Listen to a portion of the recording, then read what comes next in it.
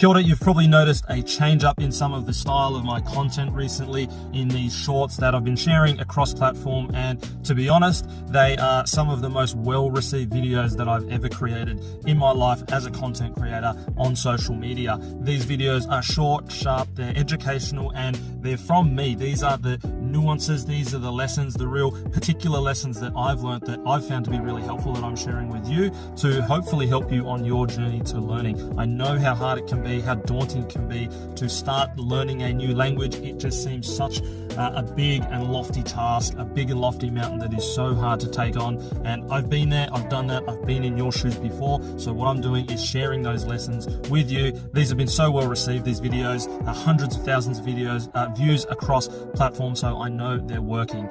This video though is a reminder to you, if you like these videos, if they're helping you, if they've helped your whānau, if they've been supportive to you on your journey, and you want to look at a way to give back into my direction in the spirit of reciprocity, you can check out the Manaaki membership for less than a cup of coffee, the cost of a cup of coffee. It's a tongue twister.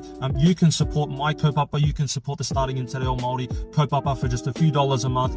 It goes a long way and helps to keep creating these